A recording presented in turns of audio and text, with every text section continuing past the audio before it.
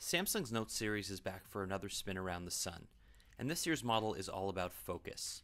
Some will see that as a bad thing, but Samsung has taken the best of its Galaxy S series and divested itself of much of the software bloat it is famous for, while removing elements it feels superfluous to the overall experience. At its core, the Note 5 is a larger Galaxy S6, slightly more boxy and a little bit more learned, but the two are very similar.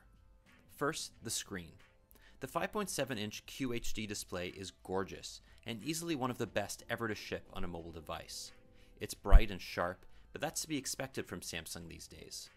What's less obvious is how far along Super AMOLED feels compared to just a couple of years ago, when next to the Note 4, for example, which had the same basic display specs, the Note 5 looks worlds better. The form factor has also improved over last year's boxy Note design. Samsung has largely eliminated display bezels, and the flatness of the Gorilla Glass 3 meets a Series 7000 aluminum frame.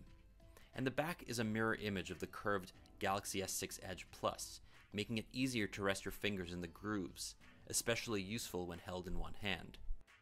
The back also houses the 16-megapixel sensor, which we'll get to a bit later. The Note 5 looks derivative from Samsung's new design perspective, but that's like saying every new BMW model looks derivative. The Korean giant has finally figured out design, and we all benefit from it. The bottom houses the cleanest ever S Pen enclosure, next to the new etched speaker grills that, like the Galaxy S6, remind us of another device from one of Samsung's major competitors. This year's S Pen clicks and comes unsheathed with a satisfying pen-like mechanism. But just don't insert it backwards, please. Credit where it's due.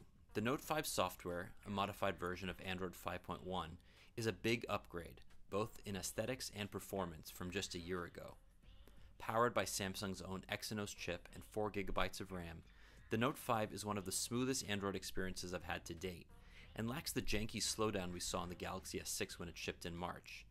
Credit the upgraded software, the extra gigabyte of memory, or some other Samsung magic, but the Note 5 earns the performance its $860 price tag confers. The phone took everything we threw at it and then some. Especially the camera, which is always hit and miss on Android devices. It shone in my testing. The Note 5's camera app can be quickly opened with a double tap of the home button, and takes great photos almost every time. The real joy here, at least from my perspective, was to mess around with the manual shooting settings, which now includes shutter speed.